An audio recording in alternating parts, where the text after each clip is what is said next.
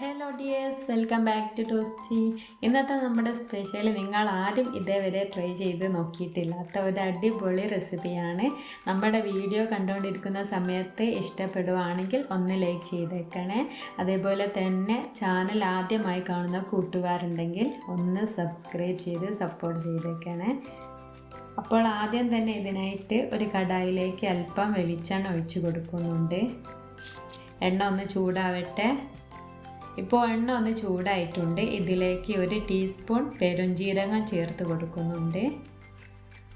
ഇനി ഇതിലേക്ക് ഒരു ചെറിയ കഷ്ണം പട്ട, 2 ഏലക്ക ചേർത്ത് കൊടുക്കാം. എന്നിട്ട് ഇതിൻ്റെ നല്ല മണം വരുന്നത് വരെ ഒന്ന് റോസ്റ്റ് ചെയ്തെടുക്കാം. എന്നിട്ട് ഇതിൻ്റെ നിറമൊക്കെ മാറി വരുമ്പോൾ 2 ടേബിൾ സ്പൂൺ ഇഞ്ചി വെളുത്തുള്ളി ചതച്ചത് ചേർത്ത് കൊടുക്കാം. ഇതിൻ്റെ പച്ചമണം ഒന്ന് മാറി കിട്ടുന്നത് വരെ ഒന്ന് ഇളക്കി കൊടുക്കാം. അപ്പോൾ നിങ്ങൾക്ക് ഈ ഇഞ്ചിയും വെളുത്തുള്ളിയും ചെറുതായിട്ട് കട്ട് ചെയ്ത് ചേർക്കണമെങ്കിൽ അങ്ങനെയും ചേർത്ത് കൊടുക്കാം. ഇനി ഇതിലേക്ക് ഒരു 3 സവാള ഇതുപോലെ ചെറുതായി കട്ട് ചെയ്തത് ചേർത്ത് കൊടുക്കാം. സവാള പെട്ടെന്ന് ഒന്ന് വഴന്ന് കിട്ടാൻ ഒരു ടീസ്പൂൺ ഉപ്പ് കൂടെ ചേർത്ത് കൊടുക്കാം. ഇതിലേക്ക് ആവശ്യമായ ഉപ്പ് നമുക്ക് ലാസ്റ്റ് ചേർത്ത് കൊടുക്കാം. അപ്പോൾ ഈ ഉള്ളിയൊക്കെ നന്നായിട്ടൊന്ന് വാടി കിട്ടണം.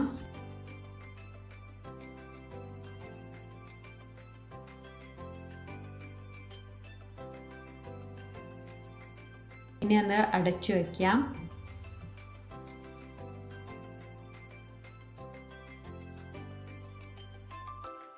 അപ്പോൾ സവാള എല്ലാം വഴന്ന് നല്ല സോഫ്റ്റായി കിട്ടിയിട്ടുണ്ട്.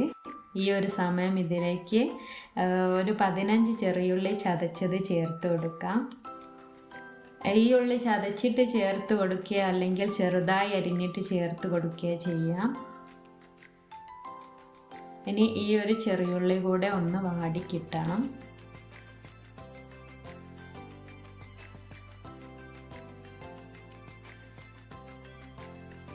ഇനി ഇതിലേക്ക് 2 പച്ചമുളക് ഇതേപോലെ ചെറുതായി കട്ട് ചെയ്തത് ചേർത്ത് കൊടുക്കാം.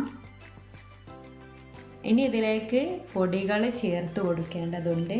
അതിനായി 2 ടീസ്പൂൺ മുളക് പൊടി, 1 ടീസ്പൂൺ മഞ്ഞൾപ്പൊടി, 1 ടീസ്പൂൺ മല്ലിപ്പൊടി, 1 ടീസ്പൂൺ കുരുമുളക് പൊടി കൂടെ ചേർത്തിട്ട് ഇതിൻ്റെ പച്ചമണമൊക്കെ മാറുന്നത് വരെ ഒന്ന് ഇളക്കിയെടുക്കാം. ഇനി ഇതിലേക്ക് നമ്മൾ ചേർത്ത് കൊടുക്കുന്നത് 2 തക്കാളി ചെറുതായി കട്ട് ചെയ്തതാണ്.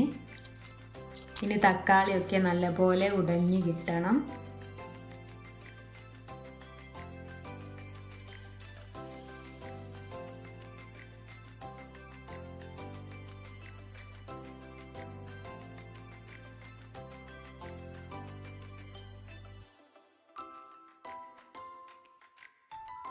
ഇനി ഇതിലേക്ക് ഒരു 1/2 ടീസ്പൂൺ ഗരം മസാല കൂടെ ചേർത്ത് കൊടുക്കാം.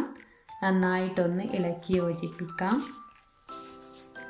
ഇനി ഇതിലേക്ക് ഒരു പിടി കറിവേപ്പില കൂടെ ചേർത്ത് കൊടുക്കുന്നുണ്ട്. നന്നായി ഒന്ന് ഇളക്കിയെടുക്കാം.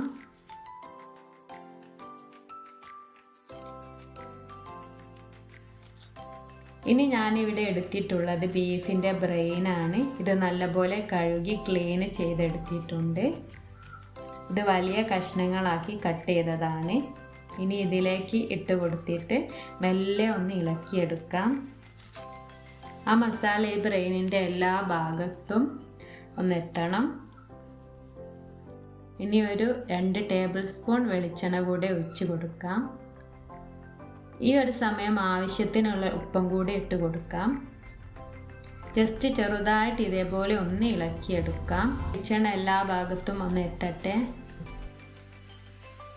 ഇനി ഇതിലേക്ക് ഒരു 1/4 കപ്പ് വെള്ളം കൂടി ഒഴിച്ച് കൊടുക്കുന്നുണ്ട്. ഒന്ന് ഇളക്കി ഒരു 10 മിനിറ്റ് അടച്ചു വെച്ച് വേവിക്കാം.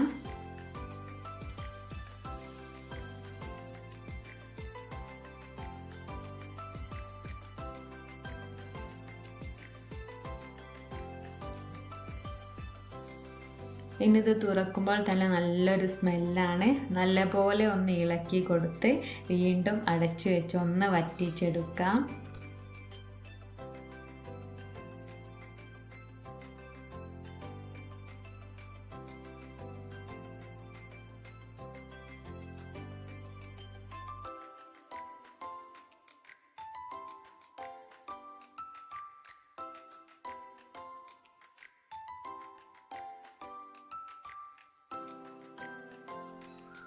ഇനി ഇതൊന്ന് വറ്റിച്ചെടുത്തിട്ടുണ്ട്. ഇനി ഇതിലേക്ക് മല്ലിയില ചേർത്ത് കൊടുക്കാം. കുറച്ച് കറിവേപ്പില കൂടെ ചേർത്ത് കൊടുക്കുന്നുണ്ട്. ജസ്റ്റ് ഒന്ന് ഇളക്കി കൊടുക്കാം.